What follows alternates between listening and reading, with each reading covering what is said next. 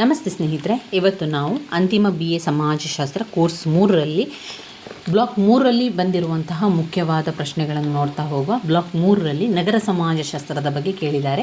ತುಂಬಾ ಮುಖ್ಯವಾಗಿರುವಂತಹ ಒಂದು ವಿಷಯ ಅಂದರೆ ನಗರ ಸಮಾಜಶಾಸ್ತ್ರದ ಪ್ರಶ್ನೆಗಳು. ನಗರ ಸಮಾಜಶಾಸ್ತ್ರದಿಂದ 2-3 ಪ್ರಶ್ನೆಗಳು ಬಂದೇ ಬರುವಂತಹ ಪ್ರಶ್ನೆಗಳು ಅಂತಲೇ ಹೇಳ್ಬೋದು. ಹಳೆಯ ಪ್ರಶ್ನೆ ಪತ್ರಿಕೆಗಳಲ್ಲಿ ನೀವು ನೋಡಿದರೆ ಇದರಲ್ಲಿ ಯಾವುದಾದ್ರೂ 1-2 ಪ್ರಶ್ನೆಗಳು ಅವರು ಕೊಟ್ಟೇ ಕೊಡ್ತಾರೆ. ನಗರ ಸಮಾಜಶಾಸ್ತ್ರದ ಅಧ್ಯಯನದಿಂದ ಬ್ಲಾಕ್ 3ರಲ್ಲಿ ಸಂಪೂರ್ಣ ನಗರ ಸಮಾಜಶಾಸ್ತ್ರದ ಬಗ್ಗೆ ಇದೆ. ಇವತ್ತು ನಾವು ನಗರಗಳ ವಿಧಗಳು ಮತ್ತು ನಗರದ ಗುಣಲಕ್ಷಣಗಳನ್ನು ತಿಳ್ಕೊಳ್ಳುವ. ಮೊದಲಿಗೆ ನಗರದ ಗುಣಲಕ್ಷಣಗಳನ್ನು ನೋಡುವ. ಆರಂಭದಲ್ಲಿ ನಗರ ಎನ್ನುವಂಥದ್ರ ಬಗ್ಗೆ ನಿಮಗೆ ಅರ್ಥ ಗೊತ್ತಿರಬೇಕು. ನಗರ ಅಂದರೆ ನಮ್ಮ ಸುತ್ತಮುತ್ತಲು ಜಾಸ್ತಿ ಜನಸಂಖ್ಯೆ ಇರುವಂಥದ್ದು, ದೊಡ್ಡ ದೊಡ್ಡ ಕಟ್ಟಡಗಳನ್ನು ಹೊಂದಿರುವಂಥದ್ದು, ವಿಶಾಲವಾದ ಪ್ರದೇಶವನ್ನು ಹೊಂದಿರುವಂಥದ್ದು ನಗರ ಆಗಿರುವಂಥದ್ದು. ಈ ನಗರದಲ್ಲಿ ಅನೇಕ ರೀತಿಯ ಗುಣಲಕ್ಷಣಗಳನ್ನು ನಾವು ಕಾಣ್ತಾ ಹೋಗ್ಬೋದು. ಇದು ವ್ಯಾಖ್ಯೆಯನ್ನು ಕೊಡುವಂಥದ್ದು. ಕಾನೂನಾತ್ಮಕ ವ್ಯಾಖ್ಯೆ ಅಂದರೆ ನಗರ ಅಂದರೆ ಏನು? ನಗರ ಪ್ರದೇಶವನ್ನು ಸಿಟಿ ಅಂತ ಕರೀತಾರೆ. ಕೆಲವು ಸಮಾಜಶಾಸ್ತ್ರಜ್ಞರ ಪ್ರಕಾರ ಕೆಲವು ಕಾನೂನಾತ್ಮಕ ಅಧಿಕಾರಿಯುಳ್ಳ ಸಂಸ್ಥೆಯು ಘೋಷಣೆ ಮಾಡುವುದರ ಮೂಲಕ ಪರಿಗಣಿಸುವಂಥದ್ದು. ಹಾಗಾಗಿ ನಗರವು ಭೌಗೋಳಿಕ ಪ್ರದೇಶವನ್ನು ಕಾನೂನಿನ ಮೂಲಕ ಮಾನ್ಯತೆ ನೀಡುವುದು. ಇದರಲ್ಲಿ ಮುನ್ಸಿಪಲ್ ಸರ್ಕಾರ ಅಥವಾ ನಗರ ಪಾಲಿಕೆ ಪಾತ್ರವಿರುವಂಥದ್ದು ಕಾಣ್ಬೋದು. ಯಾವ ಸಮಾಜಶಾಸ್ತ್ರ ಒಂದು ವ್ಯಾಖ್ಯೆಯನ್ನು ಯಾವುದು ಕೂಡ ನೀವು ಕಲ್ತುಕೊಳ್ಬೋದು. ಅದರಲ್ಲಿ ನಗರದ ಗುಣಲಕ್ಷಣಗಳನ್ನು ಪಾಯಿಂಟ್ಸಲ್ಲಿ ಹೇಳ್ತಾ ಹೋಗ್ತೇನೆ. ನಮಗೆ ಅದರಲ್ಲಿ 15 ಪಾಯಿಂಟ್ಸ್ಗಳು ಸಿಗ್ತದೆ. ತುಂಬಾ ಮುಖ್ಯವಾಗಿರುವಂತಹ ಪ್ರಶ್ನೆ ನಗರ ಸಮಾಜಶಾಸ್ತ್ರದ ಗುಣಲಕ್ಷಣಗಳು 15 ಪಾಯಿಂಟ್ಸ್ ಸಿಕ್ಕಿದೆ ನಮಗೆ ಇದರಲ್ಲಿ. ಈ 15 ಪಾಯಿಂಟ್ಸ್ ಕೂಡ ತುಂಬಾ ಒಳ್ಳೆಯದು. 5 ಪುಟಕ್ಕೆ ಬರಿಬೇಕಾದ್ರೆ ಈ 15 ಪಾಯಿಂಟ್ಸಿಂದಾಗಿ ನಾವು ಬೇಗ 5 ಪುಟಗಳನ್ನು ಬರೀಲಿಕ್ಕೆ ಸಾಧ್ಯ ಆಗ್ತದೆ. ಇದರ ಪಾಯಿಂಟ್ಸ್ಗಳನ್ನು ಆರಂಭದಲ್ಲಿ ಹೇಳ್ತಾ ಹೋಗ್ತೇನೆ. ದೊಡ್ಡದಾದ ಗಾತ್ರ, ಸಾಮಾಜಿಕ ಬಹುರೂಪತೆ, ಅತಿಯಾದ ಅಂತರವಲಂಬನೆ, ವೃತ್ತಿಗಳ ಪ್ರಾವೀಣ್ಯತೆ, ಅನುಸಂಗಿಕ ಸಂಬಂಧಗಳು, ಅಪರಿಚಿತತ್ವ, ಸಾಮುದಾಯಿಕ ಮನೋಭಾವದ ಕೊರತೆ, ವರ್ಗ ವ್ಯವಸ್ಥೆ, ಸ್ವಯಂ ಸೇವಾ ಸಂಘಗಳು, ಸ್ಥಳ ಪ್ರತ್ಯೇಕೀಕರಣ, ಅನುಸಂಗಿಕ ರೀತಿಯ ಸಾಮಾಜಿಕ ನಿಯಂತ್ರಣ, ನಾಗರಿಕ ಪ್ರಜ್ಞೆ, ದುರ್ಬಲ ಮೂಲಭೂತ ಸಂಸ್ಥೆಗಳು, ಹೆಚ್ಚಾಗುತ್ತಿರುವ ಅಪರಾಧದ ಪ್ರಮಾಣ, ಸಾಮಾಜಿಕ ಬದಲಾವಣೆಯ ಕೇಂದ್ರ. ಇವಿಷ್ಟು ನಗರ ಸಮಾಜಶಾಸ್ತ್ರದ ಗುಣಲಕ್ಷಣಗಳಲ್ಲಿ ಬರುವಂಥದ್ದು. ಪುಟ ಸಂಖ್ಯೆ 312ರಲ್ಲಿದೆ ನೋಡಿ. ನಾವು ನಗರ ಅಂತ ಹೇಳಿದ ಕೂಡಲೇ ಈಗ ನಾವು ನಗರ ಪ್ರದೇಶದಲ್ಲಿದ್ದೇವೆ ಅಂತ ಇಟ್ಕೊಳ್ಳಿ, ಸಿಟಿಯಲ್ಲಿದ್ದೇವೆ ಅಂತ ಹೇಳಿದ ಕೂಡಲೇ ಅಲ್ಲಿ ನಿಮಗೆ ಕಣ್ಣ ಮುಂದೆ ಬರುವಂಥ ವಿಚಾರಗಳು ಯಾವುದು ಅದನ್ನೆಲ್ಲ ನಾವು ಗುಣಲಕ್ಷಣದಲ್ಲಿ ಬರಿಬೇಕು. ಈಗ ಮೊದಲಿಗೆ ನಾವು ಯೋಚನೆ ಮಾಡುವಂಥದ್ದು ನಗರ ಅಂತ ಹೇಳಿದ ತಕ್ಷಣ ದೊಡ್ಡದಾದ ಪ್ರದೇಶ, ದೊಡ್ಡದಾದ ಗಾತ್ರ. ನಗರ ಅಂತ ಹೇಳಿದ ಕೂಡಲೇ ದೊಡ್ಡದಾದ ಗಾತ್ರವನ್ನು ಹೊಂದಿರ್ತದೆ. ಅದರಲ್ಲೂ ಕೂಡ ಸಣ್ಣ ಸಿಟಿ ದೊಡ್ಡ ಸಿಟಿ ಅಂತ ಹೇಳೋದು ನೀವು ಕೇಳಿರ್ಬೋದು. ಅಥವಾ ನಾವು ದೊಡ್ಡ ಪಟ್ಟಣದಲ್ಲಿದ್ದೇವೆ, ದೊಡ್ಡ ನಗರದಲ್ಲಿದ್ದೇವೆ ಅಂತ ಹೇಳುವಂಥದ್ದು. ಈಗ ಅದು ದೊಡ್ಡದಾದ ಗಾತ್ರ ಎನ್ನುವಂಥದ್ದು ನಗರ ಸಮಾಜಶಾಸ್ತ್ರದ ಒಂದು ಲಕ್ಷಣವಾಗಿರುವಂಥದ್ದು. ದೊಡ್ಡದಾದ ಗಾತ್ರ, ನಗರದ ಗಾತ್ರ ಮತ್ತು ಜನಸಾಂದ್ರತೆ, ಅಲ್ಲಿರುವಂಥ ಜನಸಂಖ್ಯೆ ಕೂಡ ತುಂಬ ದೊಡ್ಡ ಗಾತ್ರದಿಂದ ಹೊಂದಿರುವಂಥದ್ದು. ಗ್ರಾಮ, ಪಟ್ಟಣ, ನಗರಗಳಿಗಿರುವ ವ್ಯತ್ಯಾಸವೆಂದರೆ ಜನಸಂಖ್ಯೆಯಲ್ಲಿನ ಗಾತ್ರ. ಇಂದು ದೊಡ್ಡ ನಗರಗಳನ್ನು ಮೆಟ್ರೋಪೋಲಿಸ್ ಅಥವಾ ಮೆಗಾಪೋಲಿಸ್ಗಳೆಂದು ನಾಮಕರಣ ಕೂಡ ಮಾಡಿದ್ದಾರಂತೆ. ದೊಡ್ಡದಾದ ಗಾತ್ರ. 2ನೇ ಪಾಯಿಂಟ್ ಸಾಮಾಜಿಕ ಬಹುರೂಪತೆ. ದೊಡ್ಡದಾದ ಗಾತ್ರದ ನಂತರ ಸಾಮಾಜಿಕ ಬಹುರೂಪತೆ. ಈಗ ಬೇರೆ ಬೇರೆ ಬಹುರೂಪತೆಗಳನ್ನು ನಾವು ಈ ನಗರಗಳಲ್ಲಿ ಕಾಣ್ಬೋದು. ಬೇರೆ ಬೇರೆ ಸಂಸ್ಕೃತಿ, ಭಾಷೆ, ಧರ್ಮ, ಸಂಪ್ರದಾಯಗಳು, ಈ ರೀತಿಯಾಗಿ ಬೇರೆ ಬೇರೆ ಬಹುರೂಪತೆಯನ್ನು ಈ ನಗರದಲ್ಲಿ ಕಾಣ್ಬೋದಾಗಿದೆ. ಅದರಿಂದ ಸಾಮಾಜಿಕ ಬಹುರೂಪತೆ ಫಸ್ಟ್ ಪಾಯಿಂಟ್, ದೊಡ್ಡದಾದ ಗಾತ್ರ. 2 ಸಾಮಾಜಿಕ ಬಹುರೂಪತೆ. 3 ಅತಿಯಾದ ಅಂತರವಲಂಬನೆ. ಈ ನಗರ ಅಂತ ಬಂದ ತಕ್ಷಣ ಅತಿಯಾದ ಅವಲಂಬನೆಯನ್ನು ಮಾಡ್ತಾರೆ. ಅದರಲ್ಲಿ ನಗರವಾಸಿಗಳಲ್ಲಿ ಅತಿಯಾದ ಆಂತರಿಕ ಅವಲಂಬನೆ, ಇದರಿಂದಾಗಿ ಏನಾಗ್ತದೆ, ವಿಶೇಷ ಶ್ರಮ ವಿಭಜನೆ ಉಂಟಾಗ್ತದೆ. ಹೀಗಾಗಿ ಜನರು ಸಾಮಾಜಿಕ ಸಾಂಸ್ಕೃತಿಕ ಹಿನ್ನೆಲೆಯಲ್ಲಿ ಏನೇ ವ್ಯತ್ಯಾಸಗಳಿದ್ದರೂ ಕೂಡ ಒಂದೇ ಕಡೆ ವಾಸಿಸ್ತಾರೆ ಮತ್ತು ತಮ್ಮ ಅಸ್ತಿತ್ವಕ್ಕಾಗಿ ಒಬ್ಬರ ಮೇಲೆ ಮತ್ತೊಬ್ಬರು ಅವಲಂಬಿಸಿರ್ತಾರೆ. ಅತಿಯಾದ ಅಂತರವಲಂಬನೆಯನ್ನು ಮಾಡ್ತಾರೆ. ವೃತ್ತಿಗಳ ಪ್ರಾವೀಣ್ಯತೆ. ಅವರು ತುಂಬ ವೃತ್ತಿಗಳಲ್ಲಿ ಪ್ರಾವೀಣ್ಯತೆಯನ್ನು ಹೊಂದಿರ್ತಾರೆ. ಈಗ ಹಳ್ಳಿಯಲ್ಲಿದ್ದವರು ಕೂಡ ಕೆಲಸಕ್ಕೋಸ್ಕರ ಅಥವಾ ಒಂದು ವೃತ್ತಿಗೋಸ್ಕರ ನಗರಗಳಿಗೆ ಬರುವಂಥದ್ದನ್ನು ಕಾಣ್ಬೋದು. ಇಲ್ಲಿ ವೃತ್ತಿ ಪ್ರಾವೀಣ್ಯತೆಯನ್ನು ಇರೋದರಿಂದ. ಅನುಸಂಗಿಕ ಸಂಬಂಧಗಳು ಅಂದರೆ ತಾತ್ಕಾಲಿಕ ಸಂಬಂಧಗಳೆಲ್ಲ ಏನಾಗಿದೆ ತಾತ್ಕಾಲಿಕವಾಗಿ. ಉದಾಹರಣೆಗೆ ಈಗ ವೈದ್ಯರು ಮತ್ತು ರೋಗಿ ಅಂತ ಇಟ್ಕೊಳ್ಳುವ. ರೋಗ ಬಂದಾಗ ಮಾತ್ರ ನಾವು ವೈದ್ಯರ ಬಳಿ ಹೋಗುವಂಥದ್ದು, ಆ ವೈದ್ಯರ ಸಂಪರ್ಕವನ್ನು ಇಟ್ಟುಕೊಳ್ಳುವಂಥದ್ದು, ವೈದ್ಯರ ಜೊತೆಗೆ ಸಂಬಂಧವನ್ನು ಇಟ್ಟುಕೊಳ್ಳುವಂಥದ್ದು. ಯಾವಾಗ ನಮ್ಮ ರೋಗ ಎಲ್ಲ ವಾಸಿಯಾಯಿತು ನಂತರ ಅವರು ಯಾರು, ನಾವು ಯಾರು, ನಮಗೆ ಅವರ ಪರಿಚಯ ಇಲ್ಲ, ಅವರಿಗೂ ನಮ್ಮ ಪರಿಚಯ ಇಲ್ಲದ ರೀತಿಯಲ್ಲಿ ನಾವು ಇರುವಂಥದ್ದು. ಇದು ಅನುಸಂಗಿಕ ಸಂಬಂಧ. ನಗರಗಳಲ್ಲಿ ತಾತ್ಕಾಲಿಕ ಸ್ವರೂಪದ್ದು. ಒಂದು, ದೊಡ್ಡದಾದ ಗಾತ್ರ. ಹೇಳಿ ನನ್ನ ಜೊತೆಗೆ ಪಾಯಿಂಟ್ಸ್ಗಳನ್ನು ರಿಪೀಟ್ ಮಾಡಿ.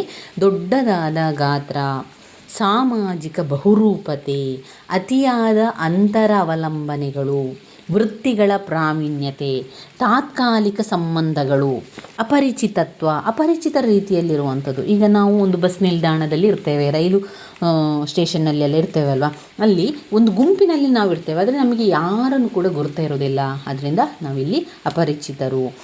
ಸಾಮುದಾಯಿಕ ಮನೋಭಾವದ ಕೊರತೆ. ಈ ನಗರ ಸಮುದಾಯದಲ್ಲಿ ಏನಾಗಿರ್ತದೆ ಅಂದರೆ ನಾವೆಲ್ಲರೂ ಒಂದೇ ಎನ್ನುವಂಥ ಭಾವನೆ ಇಲ್ಲ, ಅದೆಲ್ಲ ನಶಿಸಿ ಹೋಗಿದೆ. ಆ ಒಂದು ದೊಡ್ಡ ನಗರಗಳಲ್ಲಿ ಜನರು ಕೆಲವೊಮ್ಮೆ ಬೀದಿಯಲ್ಲಿ ಯಾವನೋ ಒಬ್ಬ ವ್ಯಕ್ತಿ ಬಿದ್ದಿದ್ದರೂ ಕೂಡ ನಿಂತು ನೋಡ್ತಾರಷ್ಟೇ ಹೊರತು ಯಾರು ಕೂಡ ಅವನನ್ನು ಎತ್ತಲಿಕ್ಕೆ ಬರುವುದಿಲ್ಲ. ಇದು ಸಾಮುದಾಯಿಕ ಮನೋಭಾವದ ಕೊರತೆ.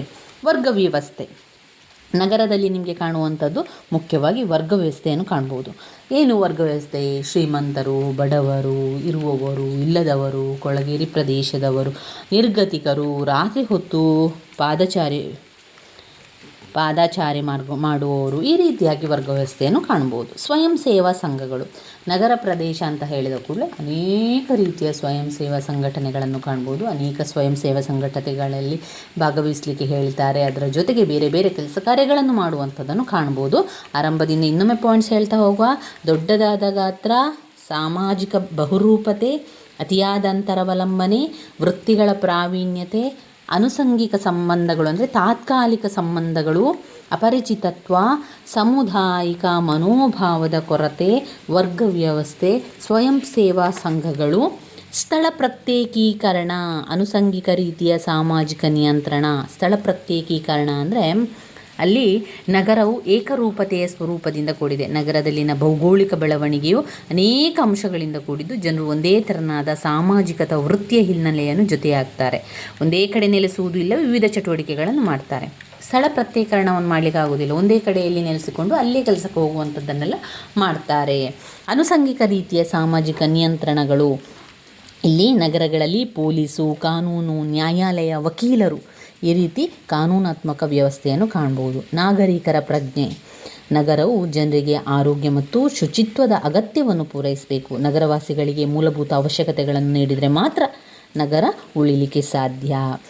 ಸ್ಥಳ ಪ್ರತ್ಯೇಕೀಕರಣ, ಅನುಸಂಗಿಕ ರೀತಿಯ ಸಾಮಾಜಿಕ ನಿಯಂತ್ರಣ, ನಾಗರಿಕ ಪ್ರಜ್ಞೆ, ದುರ್ಬಲ ಮೂಲಭೂತ ಸಂಸ್ಥೆಗಳು. ಈಗ ನಗರ ಪ್ರದೇಶದಲ್ಲಿ ಏನಾಗಿದೆ, ಒಂದು ಕುಟುಂಬದಲ್ಲಿ ನೋಡ್ಕೊಳ್ಳುವಂಥದ್ದು ಎಲ್ಲ ಕಡಿಮೆ ಆಗ್ತಾ ಇದೆ ಅಂತ ಅವರು ಹೇಳುವಂಥದ್ದು. ಕುಟುಂಬ, ವಿವಾಹ, ಧರ್ಮ ಎಲ್ಲ ಕೂಡ ದುರ್ಬಲವಾಗ್ತಾ ಇದೆ. ವಯಸ್ಸಾದ ತಂದೆ ತಾಯಿಗಳು ಮಕ್ಕಳನ್ನು ನೋಡಿಕೊಳ್ಳಲು ಸಾಧ್ಯವಾಗಿಲ್ಲವಾಗಿದೆ.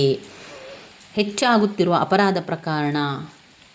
ನಗರ ಪ್ರದೇಶಗಳಲ್ಲಿ ನೀವು ನೋಡಿದರೆ ಅನೇಕ ಜೀವನಗಳು ಯಾವ ರೀತಿಯಾಗಿದೆ ಅಂದರೆ ನಗರದ ಬಡತನ, ಮಹದಾಕಾಂಕ್ಷೆ, ನಿರುದ್ಯೋಗ, ಹೆಚ್ಚಾಗುತ್ತಿರುವ ಜನಜೀವನದ ವೆಚ್ಚ, ಕೆಟ್ಟ ಸಹವಾಸ, ಅತಿರೇಕದ ಬಳಕೆ, ಅಪರಾಧಗಳು ಎಲ್ಲ ನಡೀತಾ ಇದೆ.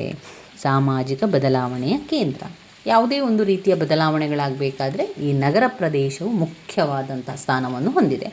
ಸಂಶೋಧನೆಗಳಲ್ಲಿರ್ಬೋದು, ಪ್ರಯೋಗಗಳಲ್ಲಿ ಎಲ್ಲ ಒಂದು ನೂತನವಾದಂಥ ಜೀವನ ಶೈಲಿ, ಕಲೆ, ಸಂಸ್ಕೃತಿ ಎಲ್ಲ ಕೂಡ ಬದಲಾವಣೆ ಆಗುವಂಥದ್ದು ಈ ನಗರದಿಂದ. ಸಾಮಾಜಿಕ ಬದಲಾವಣೆಯ ಕೇಂದ್ರ ಅಂತ ಈ ಒಂದು ನಗರವನ್ನು ಹೇಳ್ಬೋದು ಅಂತ ಇಲ್ಲಿ ವಿವರಿಸ್ತಾ ಇದ್ದಾರೆ. ಒಟ್ಟು ನಮಗೆ 15 ಪಾಯಿಂಟ್ಸ್ಗಳು ಸಿಗ್ತದೆ. ಈ 15 ಪಾಯಿಂಟ್ಸ್ಗಳನ್ನು ಕೂಡ ಒಮ್ಮೆ ಹೇಳುವ. ದೊಡ್ಡದಾದ ಗಾತ್ರ, ಸಾಮಾಜಿಕ ಬಹುರೂಪತೆ, ಅತಿಯಾದ ಅಂತರವಲಂಬನೆ, ವೃತ್ತಿಗಳ ಪ್ರಾವೀಣ್ಯತೆ, ತಾತ್ಕಾಲಿಕ ಸಂಬಂಧ, ಅಪರಿಚಿತತ್ವ, ಸಾಮುದಾಯಿಕ ಮನೋಭಾವದ ಕೊರತೆ, ವರ್ಗ ವ್ಯವಸ್ಥೆ, ಸ್ವಯಂ ಸೇವಾ ಸಂಘಗಳು. ಸ್ಥಳ ಪ್ರತ್ಯೇಕೀಕರಣ, ಅನುಸಂಗಿಕ ರೀತಿಯ ಸಾಮಾಜಿಕ ನಿಯಂತ್ರಣ, ನಾಗರಿಕ ಪ್ರಜ್ಞೆ, ದುರ್ಬಲ ಮೂಲಭೂತ ಸಂಸ್ಥೆಗಳು, ಹೆಚ್ಚಾಗುತ್ತಿರುವ ಅಪರಾಧದ ಪ್ರಮಾಣ, ಸಾಮಾಜಿಕ ಬದಲಾವಣೆಯ ಕೇಂದ್ರ. ಈ 15 ಪಾಯಿಂಟ್ಸ್ಗಳನ್ನು ಈಗಲೇ ಒಮ್ಮೆ ನೀವು ಹೇಳ್ಕೊಳ್ಳಿ, ನಿಮಗೆ ನೀವೇ ಈ ಪಾಯಿಂಟ್ಸ್ಗಳನ್ನು ಹೇಳ್ಕೊಳ್ಳಿ, ಒಮ್ಮೆ ನೋಡಿ ಹೇಳಿ. ಅದಾದ ನಂತರ ನೋಡದೆ ಪಾಯಿಂಟ್ಸ್ಗಳನ್ನು ಹೇಳಿ. ಒಂದು ನಂತರ ಒಂದು ಪಾಯಿಂಟ್ಸ್ ಬರಬೇಕು ಅಂತ ಯಾವ ನಿಯಮ ಇಲ್ಲ. ಯಾವ ಪಾಯಿಂಟ್ಸನ್ನು ಕೂಡ ಮೊದಲಿಗೆ ಬರಿಬೋದು, ನಂತರ ಕೂಡ ಬರಿಬೋದು. ಯಾವ ಪಾಯಿಂಟ್ಸ್ ನಿಮಗೆ ನೆನಪಾಗ್ತದೆ ಅದನ್ನು ಹೇಳ್ತಾ ಹೋಗಿ. ಒಟ್ಟು 15 ಪಾಯಿಂಟ್ಸ್ ನಿಮಗೆ ಸಿಗಲಿ. ಅದರಿಂದ ನಿಮಗೆ ಹೆಚ್ಚು ಉತ್ತರಗಳನ್ನು ಬರೀಲಿಕ್ಕೆ ಸಾಧ್ಯ ಆಗ್ತದೆ. ಅದರ ವಿವರಣೆಯನ್ನು ಕೂಡ ಬರಿತಾ ಪಾಯಿಂಟ್ಸ್ಗಳನ್ನು ಬರಿತಾ ಹೋಗಬೇಕು ಸ್ನೇಹಿತರೆ. ಇನ್ನು ಬರುವಂಥದ್ದು ನಗರಗಳ ವಿಧಗಳು. ನಗರಗಳಲ್ಲಿ ಏನೆಲ್ಲ ವಿಧಗಳು ಬರ್ತದೆ? ರಾಜಧಾನಿ ನಗರ, ಯಾತ್ರಾ ಸ್ಥಳ ನಗರ, ಪ್ರವಾಸಿ ನಗರ, ಉತ್ಪಾದನಾ ಕೇಂದ್ರ, ವಾಣಿಜ್ಯ ರಾಜಧಾನಿಗಳು, ಸಾಂಸ್ಕೃತಿಕ ಮತ್ತು ಆರೋಗ್ಯ ಕೇಂದ್ರಗಳು, ಶೈಕ್ಷಣಿಕ ಕೇಂದ್ರಗಳು. ಇವಿಷ್ಟು ನಗರದ ವಿಧಗಳಲ್ಲಿ ಬರುವಂಥ ವಿಚಾರಗಳು. ರಾಜಧಾನಿ ನಗರ ಅಂದರೆ ಅಲ್ಲಿ ಒಂದು ಆಡಳಿತಾತ್ಮಕ ಕೇಂದ್ರ ಇರುವಂಥದ್ದು ರಾಜಧಾನಿ ನಗರ.